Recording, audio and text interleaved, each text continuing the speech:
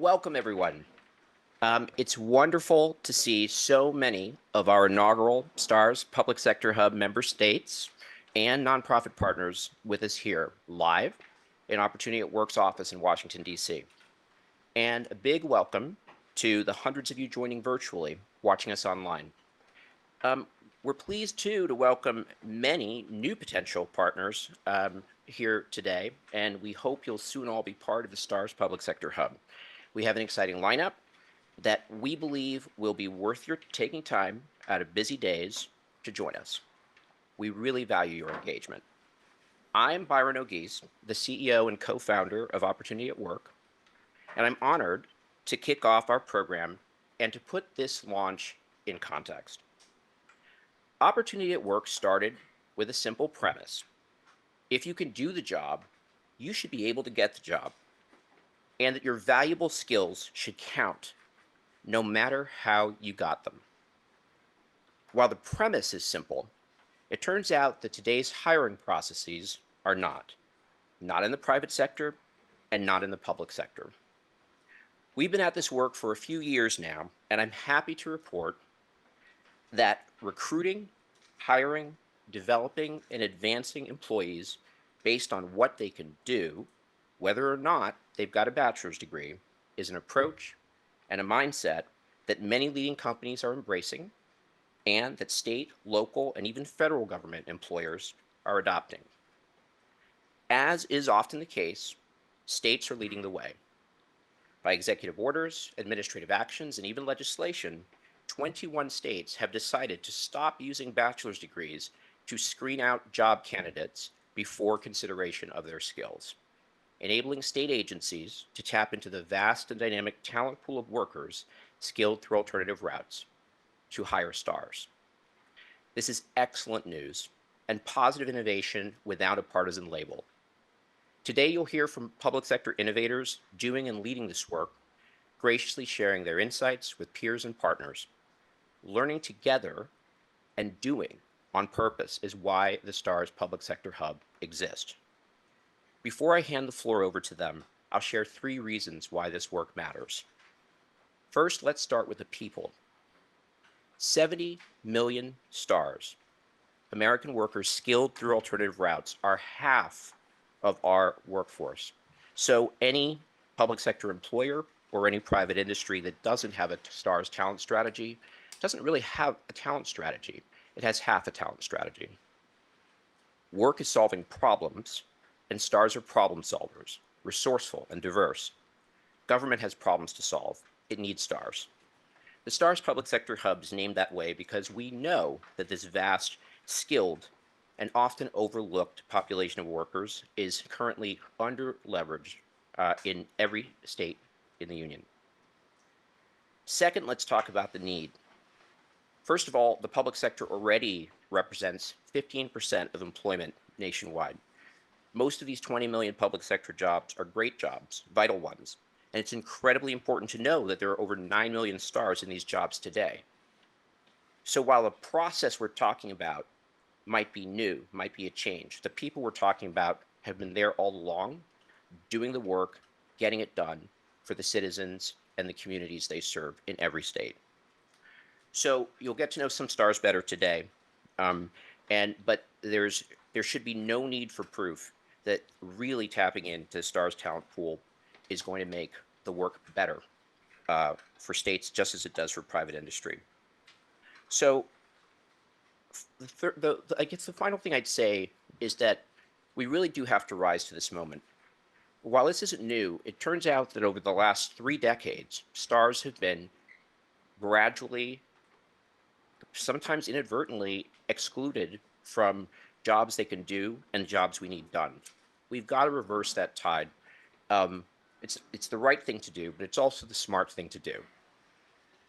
In addition to the problems that government has to solve, as everyone here knows, has been a wave of legislation and public and private investment coming into many new and emerging industries that are very important for this country.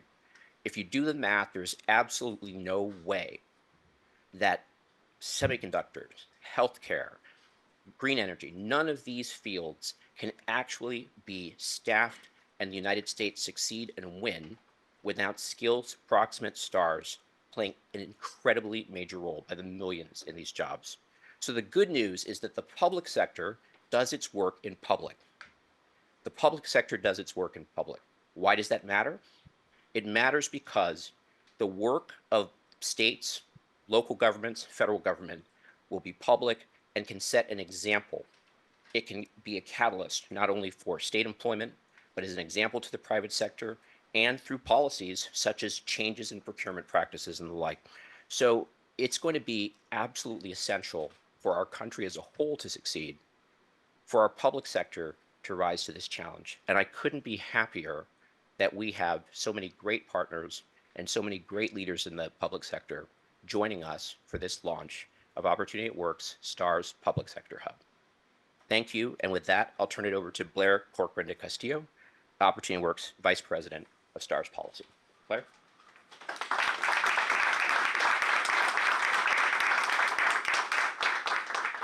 Amazing. Good afternoon. Thank you so much, Byron. My name is Blair Corcoran de Castillo, and I do lead the policy team here at Opportunity at Work. We're so grateful for all of you who are here in the room and joining us via live stream. I have the opportunity to introduce our first video today. So, to anchor us in the experiences that stars face in the labor market today, we'll now hear from Chip Stewart, the former Chief Information Security Officer from the state of Maryland. Hello, and thank you for taking the time to hear my story at the Opportunity at Work Public Sector launch event. I'm sorry that I couldn't be there today in person, and I know that I'm missing a great event. My name is Chip Stewart, and I was the Chief Information Security Officer for the state of Maryland from 2019 until 2023. Something that surprised many people is that I am a star. Like many stars, I can share countless stories of accepting lower pay for the same work, not being considered for promotion, and not being afforded opportunities that I deserved, simply because I did not have a college degree. I was fortunate in getting the opportunity to serve as the State Chief Information Security Officer because Governor Hogan recognized the value in skills-based hiring, continuing the momentum by removing the requirement for a 4-year degree from nearly 20,000 jobs. I am truly grateful for the trust he had in me and giving me the opportunity to shine. This vision to remove the paper ceiling was not shared among some legislators. On March 6th of 2020, in a public hearing, a legislator attacked my competence simply for lacking a degree. In this moment, I considered resigning, because the reality of cybersecurity is that it is a when, not an if, and I did not want my lack of a degree to reflect poorly on the hiring choices of the administration. I wrote a resignation letter.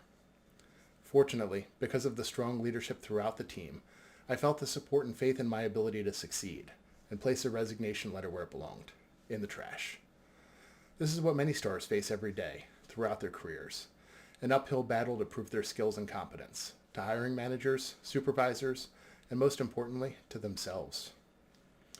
Ultimately, I recognized that not having a degree in my position placed the people who believed in me at risk in a way that I could not accept. I completed my bachelor's degree and master's degree through Western Governors University just in time to have that same legislator include, in law, a requirement that the State Chief Information Security Officer have a degree.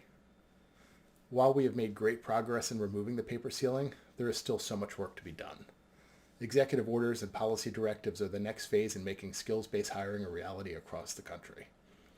The STARS Public Sector Hub is crucial in coalescing state leaders from around the country to learn, collaborate, and explore the tools and support they need to implement skills-first, star-centered strategies. I will always remember the negative feelings and stigma associated with not having a degree, despite priding myself on working harder than those around me, fighting for every opportunity. If you're a star now, I would encourage you to share your story with those around you. Make sure that the world knows that many of the brightest in the field are stars. I appreciate you taking the time to listen to my story today. Please feel free to reach out to me on LinkedIn if you'd like to hear more, and thank you all again for supporting stars like me. Chip's story is one of millions. We are excited to partner with the Humans of Public Service to shine a light on all public servants, including the millions of stars who are serving our communities each day. You can go ahead and click on the QR code and nominate someone or share your own story. Okay, talking about skills-based hiring in the public sector, we would be remiss if we didn't talk about the federal government. They're among the largest employers in the country, and they've been making significant moves to increase labor market opportunities for stars. Please join me in welcoming Dave Marsh, Chief of Staff at the U.S. Office of Personnel Management. to share why this movement around skills matters and the important actions that the federal government has been taking. Dave? Sorry.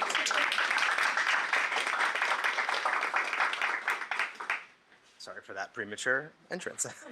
Hey everyone, my name is Dave Marsh. As Blair said, I'm the Chief of Staff at the U.S. Office of Personnel Management. First, just thank you so much to Byron and to Blair for the invitation to be here today to celebrate this extremely exciting launch.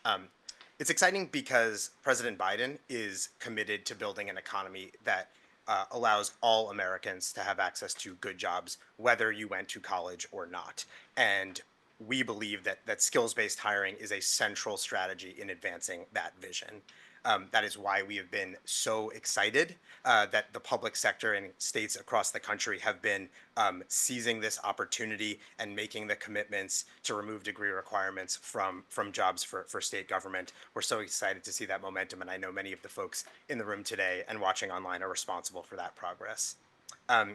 With 2.3 million civilian employees, the federal government is the country's largest employer. And we believe that the government can be and should be leading the way in how public sector employment advances skills-based hiring.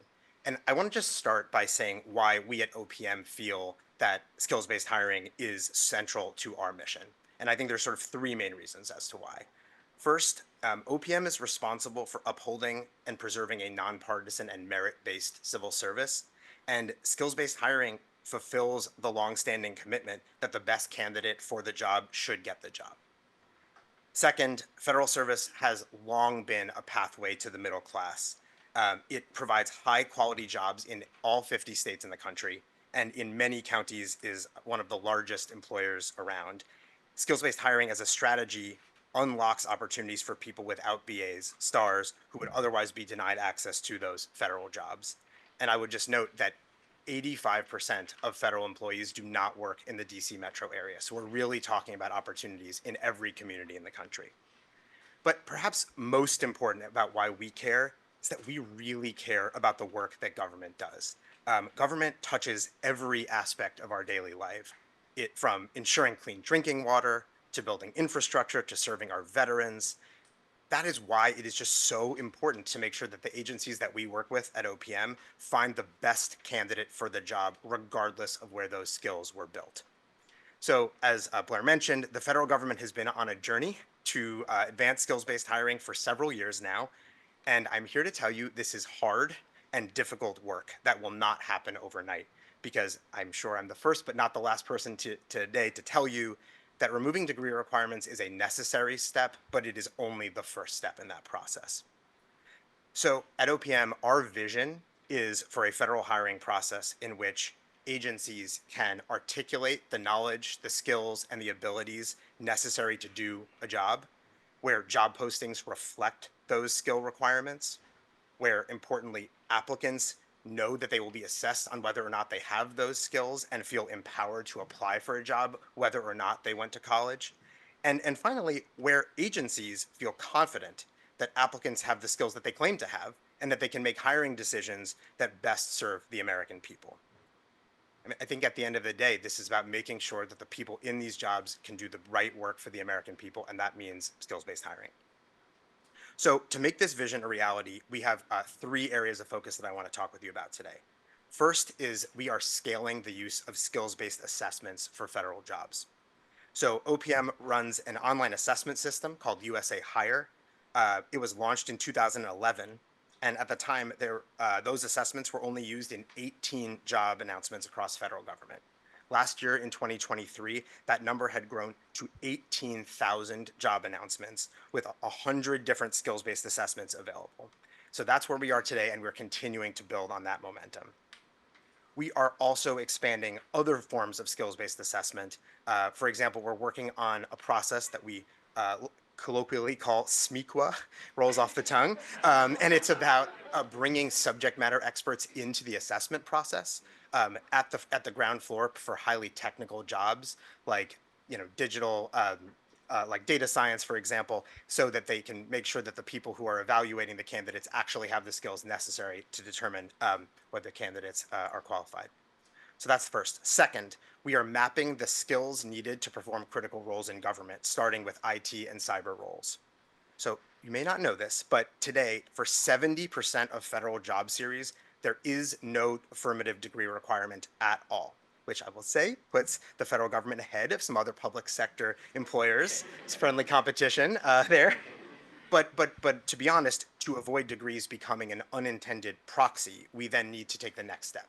And that is to define the skills necessary to do the job and then include those in the postings and in the selection process, which is why we are really, really excited that last month our acting director, Rob Shriver, announced that the federal government is taking the next step to overhaul the hiring process from end to end for an entire series of employees representing the federal IT workforce. So we call that the 2210 series, represents about 100,000 roles across government.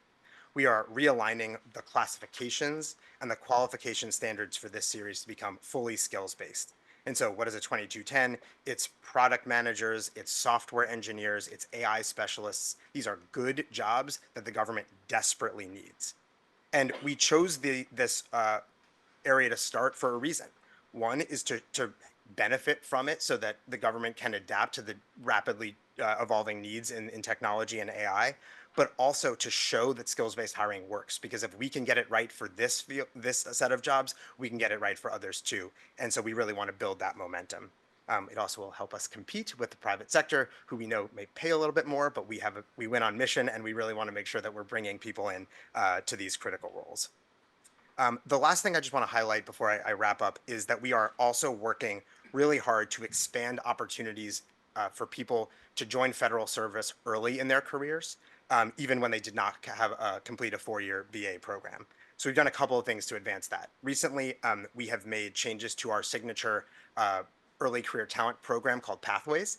And what we've done is basically said that for the first time, we're expanding eligibility for paid federal internships for people who are participating in non-BA programs, which as we know, it's really important that interns are paid and that they have a pathway to permanent employment afterwards. So we're opening those up for people without BAs. Second, we're opening up routes under our recent graduates pathway for people who have completed programs but non-BA programs, so qualifying career and technical programs, registered apprenticeships, certain Job Corps, AmeriCorps programs, the Climate Corps. So these are another set of pathways to get into federal service.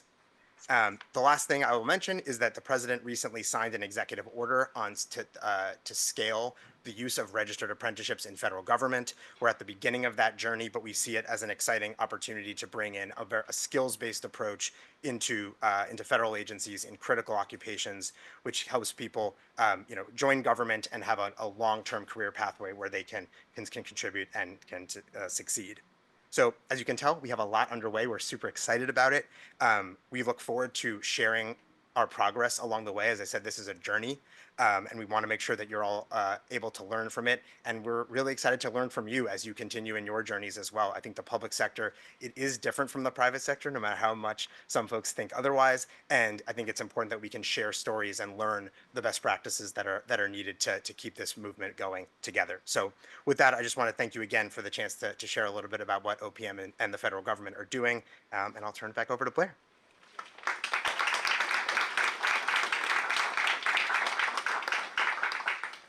Thank you so much, Dave, and it's great to hear what the federal government is doing. But in the public sector skills movement, states have been getting a lot of attention, and for good reason. They're making bold commitments and taking transformative action. We're excited to hear from Governor Jared Polis about the work the state of Colorado has been doing to advance skills-based hiring and advancement, and his enthusiasm for building a national community of public sector leaders who will drive change for STARS nationwide. Hi, everyone. I'm Governor Jared Polis, and I am so excited to congratulate you on the launch of Opportunity at Work's STARS Public Sector Hub. Here in Colorado, we're so proud of our nation-leading work to fill in-demand jobs and train the workforce for the future and attract new and skilled talent to support our strong economy. Skills-based hiring is so important, and it's a key part of that work. And I was proud to sign an executive order to make skills-based hiring our norm for hiring state workers. In Colorado, there's 1.3 million workers skilled through alternative routes you call STARS. At the state level, we're proudly connecting STARS to meaningful employment opportunities and encourage the private sector to follow our lead. Skills-based hiring is key to filling in-demand jobs, to providing opportunity to build a more representative and resilient workforce now and in the future. Opportunity at Work's STARS Public Sector Hub is an exciting new resource and a great way to boost skills-based hiring here in Colorado and across the country. Congratulations, and let's get to work. Awesome. Thank you so much, Governor Polis. And as he said, it's time to get to work. And guess what? That's what our first panel is all about. Focused on the work of implementing skills-based hiring and advancement practices, what's being done, and what else is needed to actually drive change. Please join me in welcoming Natalie Alms, Steve Auguste, John Barron, and Jenny Banta to the stage.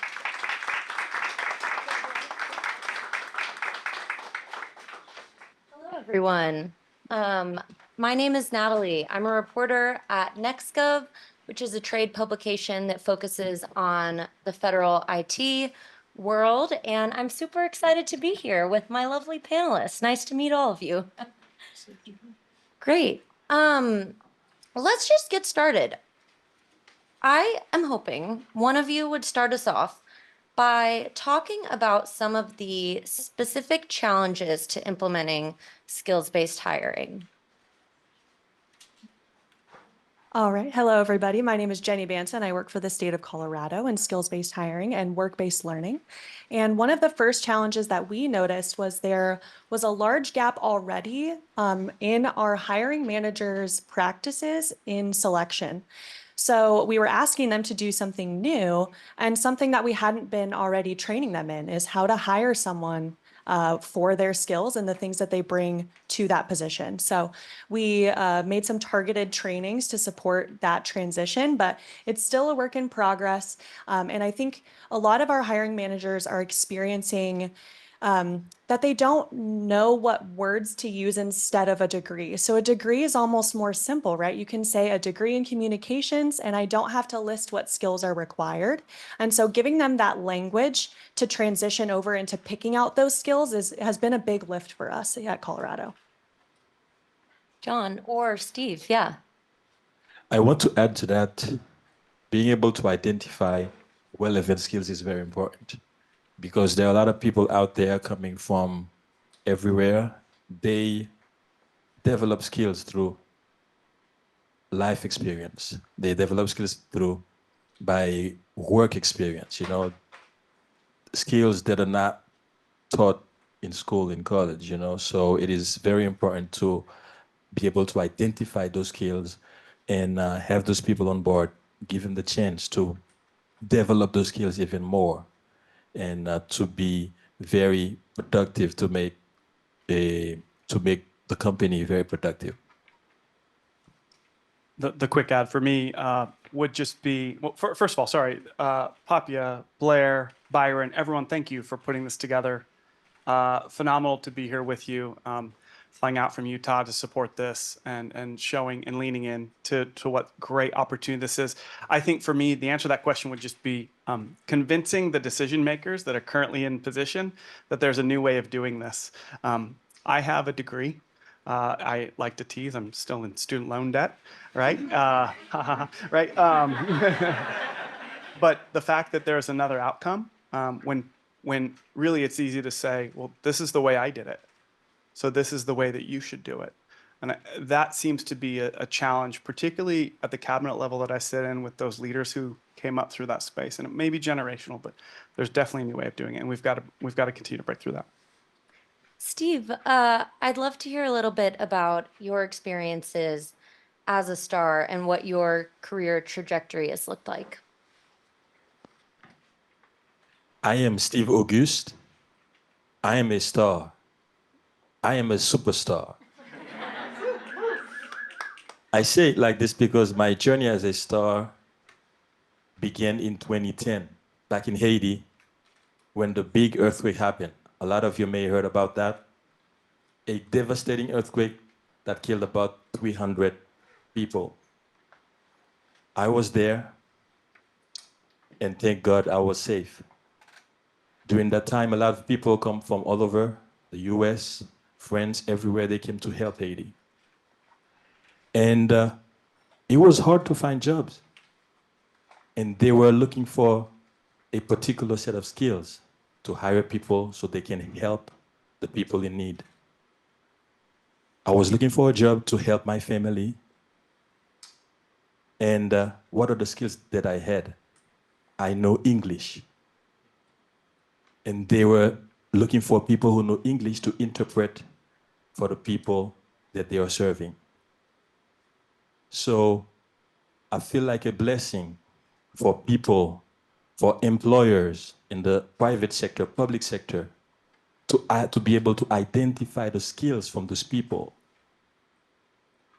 I was sleeping on the yard of a hotel where some of those missionaries would stay. And then I stumbled upon the vice president of an international agency that came to Haiti to help. And then I introduced myself. I was like, my name is Steve. I'm looking for a job. Can you please help me find a job? And he was very surprised by my skills in English. And at that time, they were looking for an interpreter. So I came at the right time for the position. He gave me an appointment, and I came in, and he hired me as an interpreter. And that was my first ever job. I was able to earn, help my family. So my whole career was mostly as an interpreter. But when I came here in the US, I wanted to switch career. I wanted to do translation on the side.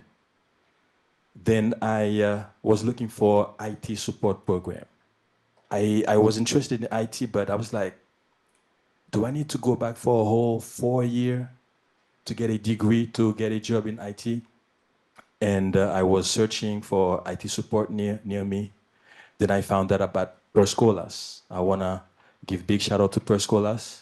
They have an amazing program where they teach IT support, cybersecurity, cloud computing. So I signed up and I was accepted. And this is the big change for me. It was a life-changing opportunity. During 3 months of intensive training, I have a whole career change. And why now I am able to benefit from this training that I took with the help of Opportunity at Work. I want to mention 2 things: the power of networking and the power of partnerships. What Opportunity at Work is doing right now, it is a big movement. It is a life-changing movement. For someone like me, an immigrant from Haiti, I wanted to have a job in IT, but that stigma of computer science degree was very challenging for me. With that certificate program, I mastered the skills of some soft skills, some technical skills, and the partnership between Opportunity at Work and Perscolas, it was very funny how I landed my current role. The power of networking, it's very important to stay in touch with people via LinkedIn. I follow one of the Perscola staff on LinkedIn, and then she posted something about Opportunity at Work. They're going to host a webinar about people who would like to find jobs in the government sector. And I was like, oh, that's interesting. At the time, I was having a contract as a desktop support. I wanted to find a job that's more long-term. I wanted to get that job security. And that was one of my end goal, to have a job in the public sector because of the job security and the benefits. I followed Opportunity at Work at the second. And then I signed up for the webinar. I attended the seminar. I set up my profile on the StellarWorks platform. And then they reached out to me. It's not that you just filled out the form and then you never hear from them. They reach out to me and say, hey, Steve, apply for this position. I didn't think that I was going to get the position at the Commonwealth of Massachusetts. I was skeptical. I was like, okay, I'll apply. A second person reached out to me, Steve, apply for this position. And finally, right now, I'm on my 8 months of serving as a service desk analyst at the state of Massachusetts.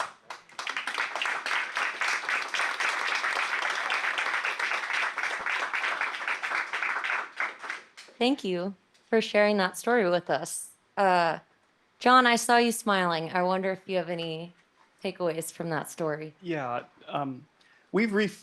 Opportunity at Work has helped reframe this conversation from a degree is so past tense, and I don't just mean a dated credential. It's tell me what you've done, and skills-based is tell me what you're doing, right? It's bring this skill set to me, which by the way is tough to define, and let's see if we're simpatico. Let's see if we're compatible in this space. And it gives such a rich opportunity to so much more enrichment for our incumbents, our candidates. And I get really jazzed by what the next step of this would look like. I go downstream and saying, what can this do in internal development, right? So we're here to talk about how we hire in a skills-based platform, but how do you introduce stronger skills and competencies internal? This can serve the whole employee value proposition. And so for someone like you, the skills should deepen, develop, and double, right? HR professional serving as the chief HR officer for the state of Utah, we talk about three things: the skill gap, which McKinsey's recently taught us through that the number one thing that chief HR officers are thinking about is the skills gap. The second is the will gap, the disengaged across the workforce. And the third is the time gap, right?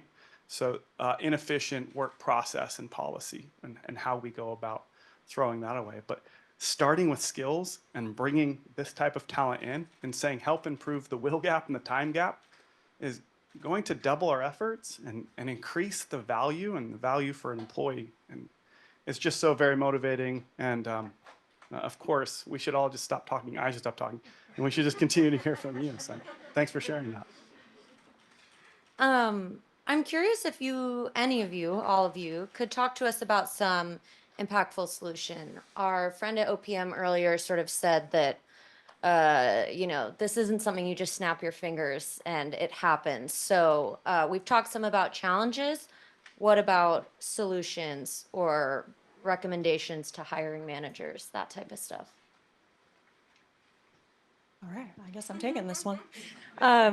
So some solutions that we've offered to hiring managers. Number one is sharing the story of stars. We all know one. I think if we think hard enough, everybody has someone in their life that has gotten where they are, not based on a degree, but on the things that they can do, to your point. So we've tried to present those, and we've also presented some data, and we've presented the implication of those decisions that we're making. Who are we impacting by making these decisions based on degree alone? And pointing those things out seems to have helped. We call it the Hearts and Minds piece in Colorado. And we are starting to see some more buy-in from agencies and really using those words that we're looking for, the skills that we're looking for. And with the public sector hub, I can only see that growing as those resources are more widely available. And we just didn't have those when we started. My direct answer, and I have two of my leaders in this room today, is we actually don't really know yet. And that's why we're so excited to be here. To welcome Opportunity at Work into the space to help solve this with us. I think we know where we want to go, but we don't know steps 1 and 2, which is a really vulnerable place to put yourself when you hire 2,200 people a year. But we need help in this space. So Opportunity at Work, creating this hub for us to share with best practices, right? Partnering with private sector and other public sector entities. There's a reason why we flew out here to make sure these handshakes were sustained. There's a reason why we want to make sure that we have these names, not just on LinkedIn, but on our personal phones. We're deeply committed. I just don't think we know just yet. So I think we're the reason why we don't have this stood up. So we're here to be part of the launch, which I understand is next week and next month. So we're here knocking at your door, asking for more. Yeah. Steve, you would probably know more than me for sure about some of the sort of recommendations for how to make this better. I'm curious if you have any thoughts for things that people on the hiring end might want to think about. Yes, definitely. I would say the people need to be able to identify the relevant skills. I remember on the day of my orientation at the Commonwealth of Massachusetts, I met an employee. He was hired as a senior network engineer. And I spoke to him for a little bit, and I asked him, can you please tell me a little bit about your background in IT? Do you have any college degree or certifications? He was like, I have none. I was like, what? Yeah? So how did you get this job? He was like, I went to college for computer science, and I only spent 1 year because I realized that college was not my thing. And then what he did is that he built his home lab, computer lab at home, and he keep learning by himself. YouTube, all of the means he can to upskill himself. And then he becomes very good at networking. So he landed a first job as a IT specialist. He worked there for a few years, and then he made connections, power of networking. He made friends over there, and someone who's currently working at the state of Massachusetts know him that he was very good in networking, and a position came in as senior network engineer, and he hollered at him. He was like, hey, we have this position, please apply. He applied and he landed this role. I don't know if you guys know what is a network engineer, a senior network engineer. It's people with a lot of skills, technical skills, knowing about switching, routing, you know. So I think it's very important to be able to identify those relevant skills. And based on what Mr. Dave mentioned, I think it's very important for the government to invest, to provide funding in like apprenticeships program, on the job training. These are life-changing movement. And instead of solely relying bachelor degree, associate's degree, master degree, but to put value in like the skills that the person can get through an apprenticeship program. Imagine a 3-month apprenticeship program. You get hands-on training, so you master the skills, At Perscolas, they, besides the technical side of the training, they give you career development training. So they teach you how to develop your LinkedIn page, update your resume, all of that. So I think provide funding for on-the-job training. For example, right now, I am trying to transition into data science. I am looking for an in-person, a program like the one at Perscolas, where they have in-person hands-on training that would teach people about data analytics, data science, because it is a very high demand right now. Mm-hmm. Well, I think personally I could stay here and talk about this all day. Luckily, we have more panels coming up, but Jenny and John, any last burning thoughts or takeaways that you might want to leave us with? I think for me, my team knows this. Perfection is the enemy of starting. So it's just get going. So one of the conversations that needs to be had is when you're doing skills-based hiring, you can prioritize these 2 skills, right? Or you can say you have 7 things you're looking to hire and just pick one and hire, right? Luckily, when I got married, my wife probably had a list of 12 things that she wanted, and I think I got her 2 of them, right? So if you go to the job market, right, the same thing can happen. You can prioritize high value and then skills, and then you can hire them. It doesn't need, that's what the certificate tears down, is find those 2 skills, find those 3 skills, find that 1 skill and hire for that, and just get going. Yeah. Well, I think that's a good place to end it. All right. Thanks, everyone.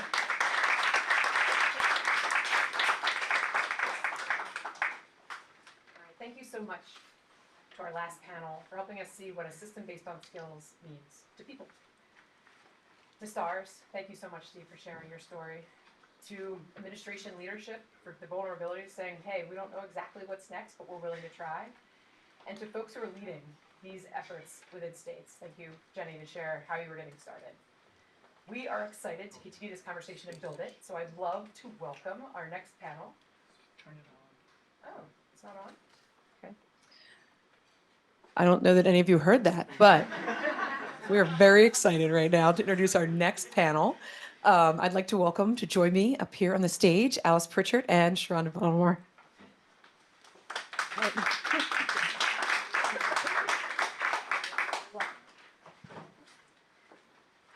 All right. So you guys don't do what I do. Just test your mics are on. And Testing. All right. And we'll do that by, I'd love for you each to introduce yourselves, just briefly. Just let us know who you are. That way we'll test our mics. That works for me. My name is Sharonda Baltimore. I work for Montgomery County, Maryland in the Office of Procurement, focusing on internal services like IT, HR, and budget. It's very nice to be here with you. Hi, I'm Alice Pritchard. I am the Director of Workforce Development and Strategic Initiatives at the Department of Administrative Services in Connecticut, where I work in the Commissioner's Office. Amazing. I'm so excited to have you both with us. Thank you. So we just had an interesting conversation about, what's next. We got to get to work. I heard Governor Polis quickly, and that's what we're excited this hub is all about. So let's talk a little bit more about what it's like right now and the opportunities that are available to STARS that can be leveraged and accelerated for other folks in the public sector. So Sharonda, as a STAR yourself, working for a long time in the public sector, I'd love for you to share a bit about your career trajectory and any breakthrough moments that you feel like helped to land you in the role that you're in today. Sure. So as mentioned, I manage a division of internal services, but that has not been my career for long. I was promoted 2 years ago, and the majority of my time has been in information technology. So for about 20 years, I was in IT, but that's not what I wanted to be when I grew up. It just so happened my dream as a child was to go into medicine. And so I went to school. I was in college pursuing that dream, but life events forced me to put that dream on hold and to immediately get into the workforce to support myself. So I kind of had to fall back on where were my strengths, where could I really help myself economically to be able to support myself.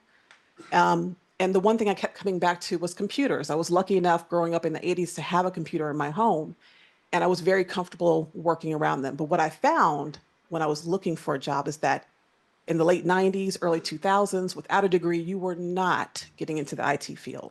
So it was very discouraging. I had no choice but to get into the workforce. So I leaned on my summer internships, and I got a position with the federal government here in DC in an administrative role. So it wasn't quite where I wanted to be, and I knew I didn't want to stay there. So I befriended the IT folks there. I asked them how I could help them so I can gain some experience in the field, because I wasn't quite sure what I wanted to do in IT, but I knew I wanted to be in IT.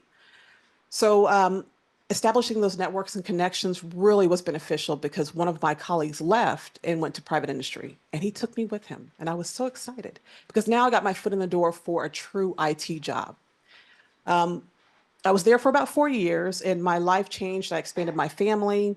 And anyone working in DC knows how bad the traffic is. So one day I was trying to get home to my son, and it took me 4 hours. And I said, that's it. I got to get out of here. I got to get back up to Maryland. And I started looking for other jobs.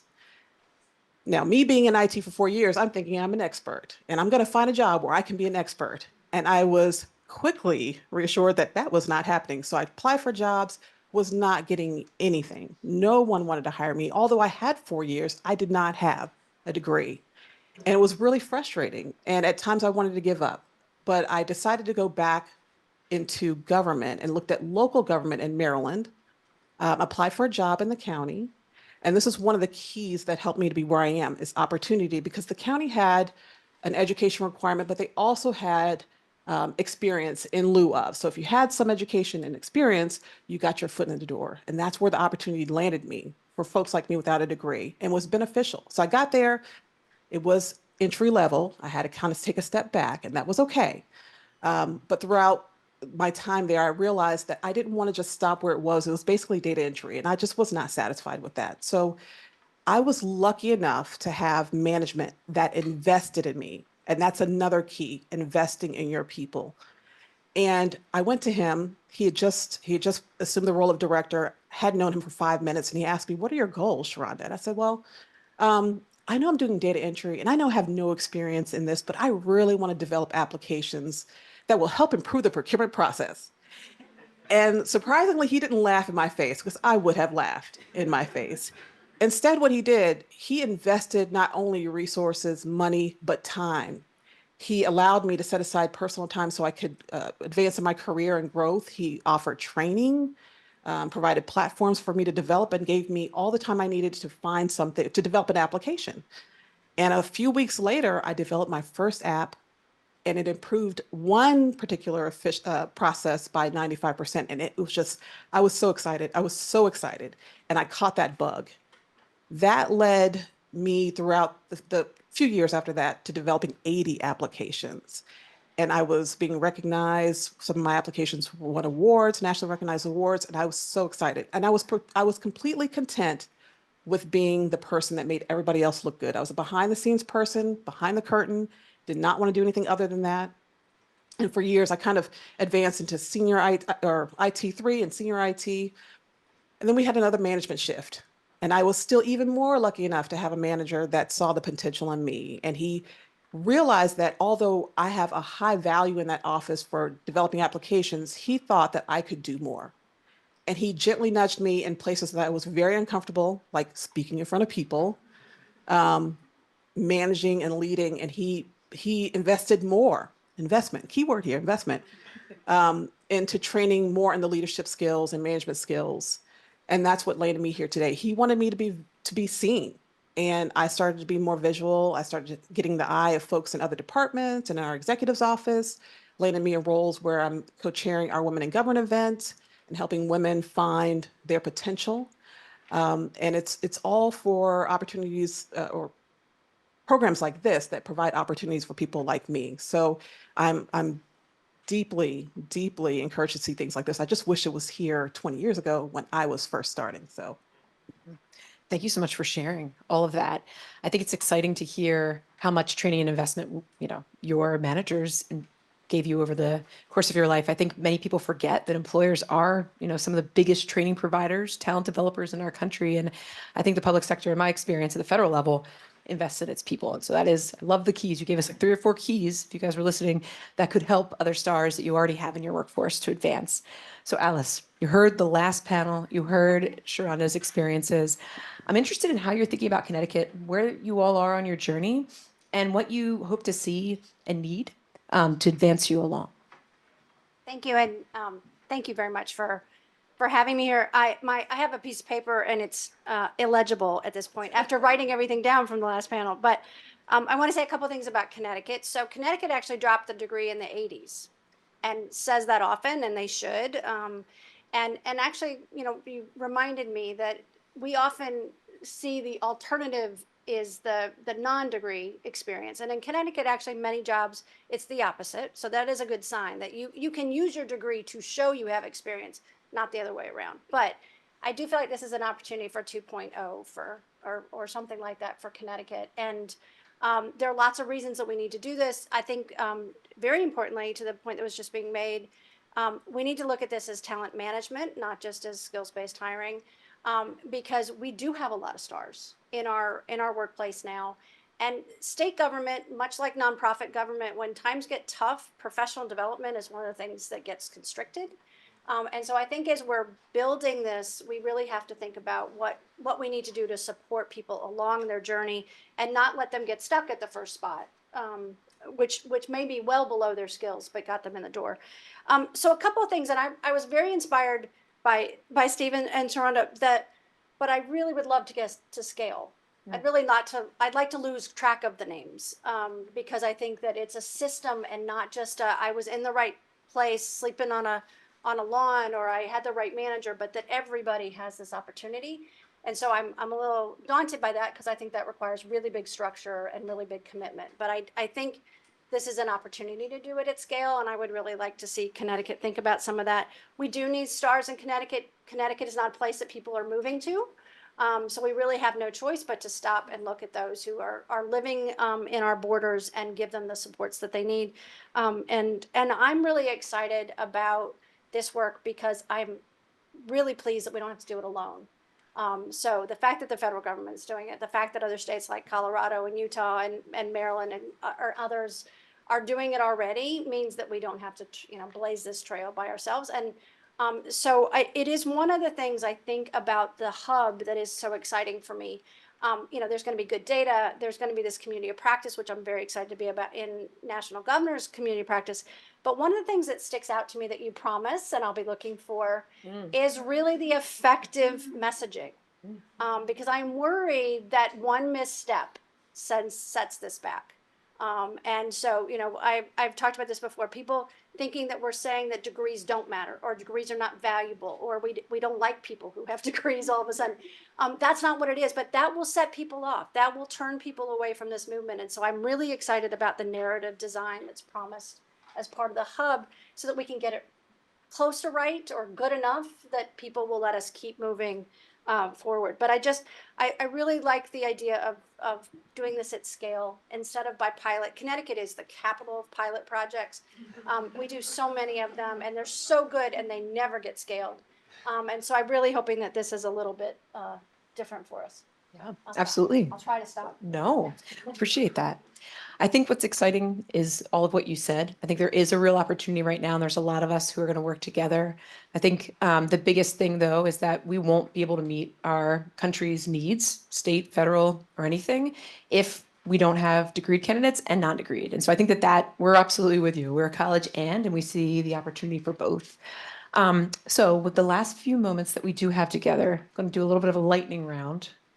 Love, I'll start with you, Sharonda. What is one thing, if you had a magic wand, that if you looked ahead from 5 to 10 years from now, you'd want to change in the hiring or advancement processes of the public sector? And if that changed, you'd be like, we'd be on our way to something systemic.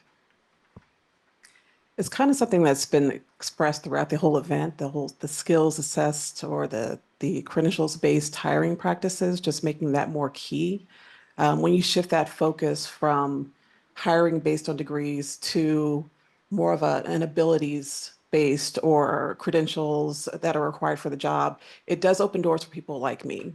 It allows you to assess individuals on their skills, and oftentimes it leads to a better fitted candidate. And what you might see, at least in my experience, what I've experienced is that folks that are better suited tend to stay. There's a job satisfaction that they have, and improved performance because you as the company, you're recognizing their talents because their skills are what brought them through the door. So I will lean on that without having the opportunity, without including that type of hiring practice, then I wouldn't be able to get my foot in the door at all. And all of this is for naught. So that's the main thing I would say. Okay. And Alice, is there one program or initiative in Connecticut that you think could help move things forward? Certainly at Connecticut, some of our ARPA funds were used for a program called Career Connect, which is getting folks into entry-level work. I think the other thing and that's wonderful, and I have stories, and I'll be happy to tell everybody the stories about the work that we've started to do, again, pilots that we've started to do using that money. But the other thing that strikes me is that I really hope this has staying power, and I think we need to figure that out, because I'm worried that, when the market, when it opens back up a little bit and we can go back to casually hiring degreed people because they're more available to us, that this doesn't lose momentum. And so I think we got to figure out how to bake this in so that government and local and municipal and federal really have got this as part of just the way that they operate from here on out. Amazing. We agree. I still am hearing Governor Polis. Let's get to work. Thank you so much to my panelists for joining me. And I'm going to turn it over to Papia, who's going to tell us how each of us can start getting to work. Hi, everyone. For those of you I haven't met yet, my name is Papia DeBroy, and I have the distinct honor of leading our research, our data, and our policy teams here at this organization. We started our event today learning about what a special moment this is in American history. The choices we make in the next few years will actually support the inclusion of STARS in our agencies, our organizations, and in our regional economic development strategies. This will set the foundation for the public sector to reflect the way our communities actually look. Over the past year, we've had so many conversations. We've learned so much from many of you. It is through those conversations that we have been learning about what your needs are in the public sector. Those conversations have formed the foundation for us about what we think is truly crucial to support you in your journeys. And it is so exciting for us today to actually be launching the STARS Public Sector Hub. It's through the hub that we hope to actually support you in many of the journeys that you're on in your states. The first, we want to make sure you're equipped with data and insight to actually do this work with true conviction. We want you to understand the vast, overlooked, skilled, and diverse population of workers in your states. Second, we want to make sure that you can build your own narratives, set a vision for what your region, what your agency, what your communities could actually look like. We want to be able to equip you with those narratives. And third, we actually want to make sure that you have the ability to do this alongside your peers. The community of people in this journey with you are going to be the people who ensure that you actually have the motivation and the inspiration to do this work together. And so with that, I want to talk a little bit about what to expect next. What we have coming up is our programming. So the first thing I want to call out is that we want you all to sign up. You're going to gain access to our newsletters, to our webinar series, and through those, we're going to share with you how to set up a case for stars, what it means to build a data-driven strategy for your region, what it looks like to drive change management across the many agencies that are doing this work. In addition, we want to be able to help you actually select jobs that you can focus on and understand how stars and their skills are already positioned for that work. Beyond that, we also want to make sure that you are engaging with your peers. We launch our first cohort next month. Applications are due June 26th. And we'll be sharing a little bit more about what to expect from that cohort on June 5th.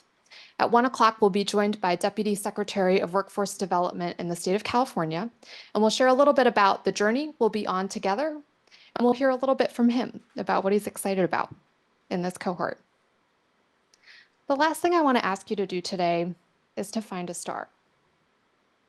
They're all around us, in the public sector and outside the public sector. I want you to learn their experiences and truly understand what they're experiencing in the public sector today. If you're open to it, we would love to meet them. And we would love to learn more about how we can support them. We know all of you are busy, and so we appreciate so much that you've joined us here today. And we appreciate all of you and all that you're doing on behalf of STARS in your organizations, in your regions, and in your communities. Thank you.